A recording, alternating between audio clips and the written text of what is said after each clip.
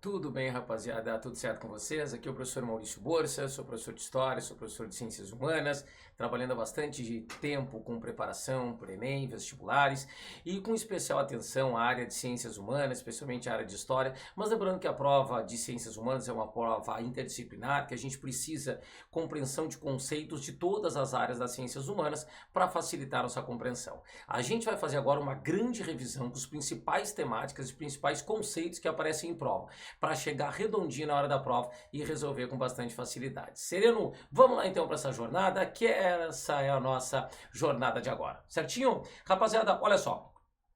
Um dos assuntos centrais da prova, dentro de um primeiro campo temático, é a cultura. A gente tem vários eixos temáticos de prova: cultura, identidade, relações de poder. A gente vai falar sobre as instituições sociais, a gente fala sobre tecnologia, sobre cidadania e democracia e também sobre meio ambiente e a relação com os seres humanos. Então são grandes eixos temáticos da prova que sempre irão aparecer, porque a prova é organizada a partir de modelos de raciocínios, que são as chamadas habilidades. E é isso que a gente vai definir agora, como que a prova nos pergunta e sobre os principais assuntos. Primeiro grande eixo temático que a gente vê em prova é a cultura. A primeira parte da prova vai te cobrar sobre cultura e identidade. A gente tem que lembrar que cultura são todas as formas de manifestação, são todas as formas de produção humana. Seja a cultura letrada, erudita, aquela cultura produzida nos espaços formais de educação, a cultura feita nas universidades, nos salões de música clássica, nos teatros, ou a cultura popular, que é aquela cultura feita de forma genuína nas ruas, que é a cultura feita sem a determinação de padrões estéticos. É a música popular, é a dança popular, é a religiosidade, a maneira de crer. Essas expressões da cultura nos fazem nos sentir parte de um determinado grupo de pessoas. A gente tem aí o conceito de identidade. Então a identidade é aquele vínculo que nós temos enquanto seres humanos em relação a determinado aspecto da cultura. Por exemplo, a maneira como a gente se comunica gera identidade. Nós falamos um mesmo idioma. No Brasil, um país geograficamente marcado por sua extensão, nós temos várias formas de falar o mesmo idioma. No sul se fala de uma maneira, no norte se fala de outra, no interior se fala de uma maneira, nas grandes cidades se fala de outra forma. E essas maneiras de falar também geram identidades. Por isso que é fundamental a gente compreender que cultura é um conceito muito amplo. Na hora da prova a gente tem que tomar muito cuidado, tá? Em atentar para a diversidade cultural ao qual o Brasil foi forjado, com elementos indígenas, com elementos europeus, africanos, entrando numa espécie de mix cultural que é a cultura brasileira. O Brasil ainda é predominantemente um país cristão, de maioria ainda católica, mas o Brasil fez do catolicismo aqui, até do cristianismo de uma maneira geral, algo que o Vaticano, lá em Roma, a sede da Igreja Católica, não tem a mínima ideia de como são as festas populares que nós temos aqui. Isso porque a gente tem que considerar que toda cultura é viva e ela se transforma ao longo do tempo. A gente vai literalmente transformando a cultura e dando ressignificados. A gente não reza mais em latim como foi na Idade Média. Nós rezamos em idioma nacional e conforme os sotaques de cada lugar. Por isso que a cultura tem que ser sempre vista como um elemento vivo. A prova do Enem adora te cobrar, falar de uma manifestação cultural e fazer com que tu perceba que a cultura é repleta de continuidades, descontinuidades, rupturas, alguma ressignificação, ou seja, a cultura é um instrumento vivo. Se ela não fosse viva, ela sequer precisaria ser cultura. Beleza? Então um conceito fundamental, cultura e identidade, vai aparecer na tua provinha. Olha só. Tu tem que considerar que toda manifestação cultural é resultado de um processo histórico. O que eu quero te dizer com isso? Que as manifestações culturais, elas mudam ao longo do tempo. Eu trouxe dois exemplos aqui para a gente pensar. Olha aqui, nós temos o carnaval, tá? E as festas da fogueira, que aqui são chamadas de festas de São João, ou festa junina. Percebam, o carnaval ele tem origem lá no mundo romano, na Roma Antiga. Em 300 a.C., os romanos já faziam carnaval. Com o passar do tempo, o carnaval foi sendo ressignificado. No final da Idade Média, os carnavais nas cidades italianas, que eram as cidades mais ricas da Europa, eram feitos de bailes de máscaras, onde as elites, os mais ricos, saíam caminhando pelas ruas, desfilando com suas máscaras, com suas fantasias. E os mais pobres assistiam àquele desfile. Essas práticas vieram para o Brasil. Durante o período colonial no Brasil, o carnaval era mais ou menos assim. As elites tentavam desfilar nas ruas com suas fantasias. Mas aqui a gente vai dar um outro significado. E o povo vai para as ruas também, misturando músicas, percussões que vêm da influência indígena, da influência africana, dando um outro sentido. No Brasil colonial e até o início do século XX, nós tínhamos os chamados entrudos, que eram desfiles carnavalescos feitos pela população mais pobre, ao som de tambores, atabaques, ao som de percussão. As elites então se incomodam e não querem desfilar com o povo brasileiro. O carnaval foi sendo ao longo do tempo ressignificado, se tornando o que é hoje, uma imensa festa popular, onde todos saem às ruas, independente da sua condição econômica, da sua condição social. Ali as distinções sociais, elas não são mais marcadas, mas por muito tempo o carnaval foi um instrumento de distinção social. Outra questão importante, tá, são as chamadas festas da fogueira. Na Europa, desde a Idade Média, dançar em torno de uma fogueira era proibido pela Igreja Católica, porque a fogueira era associada à purificação, à penitência dada àqueles que tinham influência do demônio. E, portanto, a fogueira era para quem era herege. Se queimava na fogueira um herege, um pecador. Tá?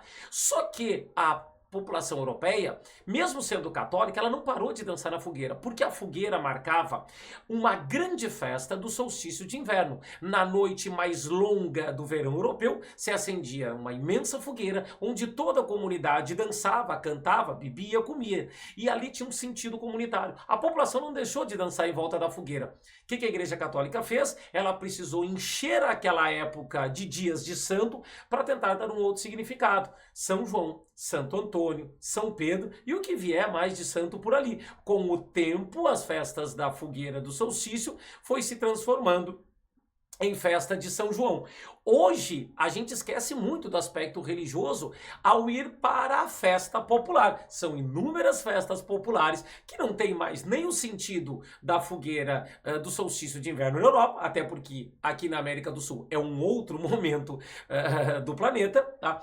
E a gente está mais no sentido lúdico do que propriamente religioso, embora ainda mantenha um aspecto religioso. Mas a cultura, ela é viva, ela vai se modificando ao longo do tempo, certo? Temazão clássico de prova e vai aparecer.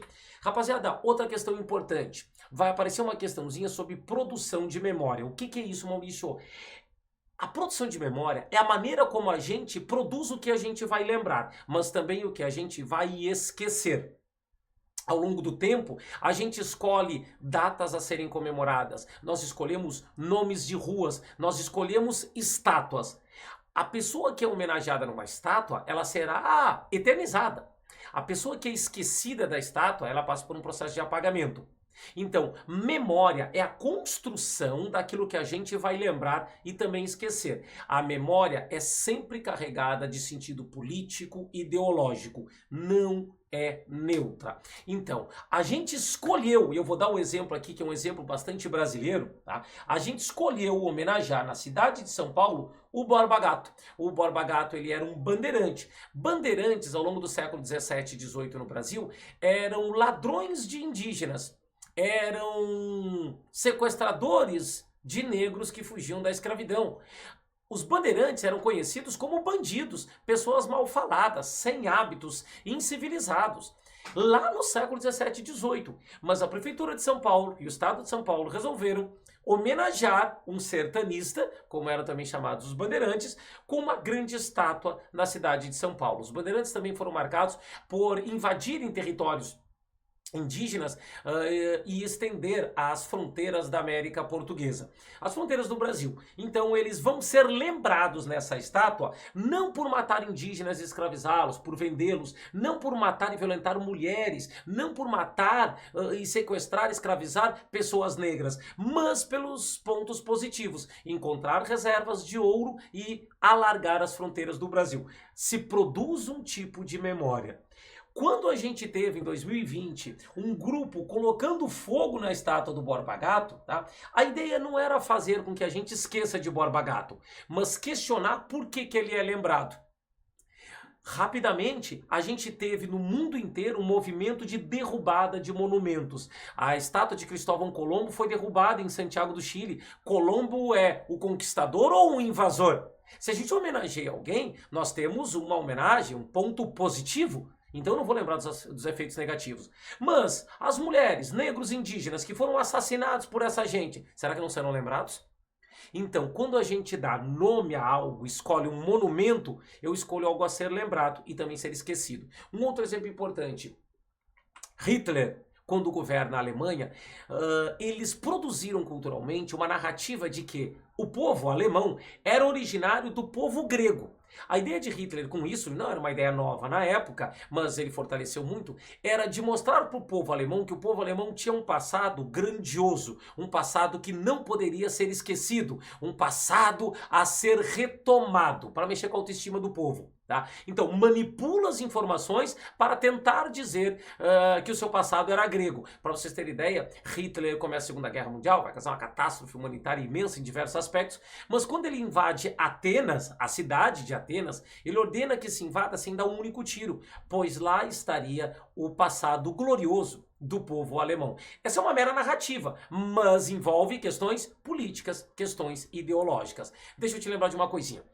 Termina a escravidão. Se eu lembrar do 13 de maio, que é o dia da Lei Áurea, eu vou lembrar da assinatura de uma princesa boazinha que concede a liberdade aos escravizados. E aí eu conto uma história. Nessa história do 13 de maio, a escravidão termina por causa de uma princesa boazinha. Se eu lembrar do 20 de novembro, que é feriado agora no Brasil, outro lugar de memória.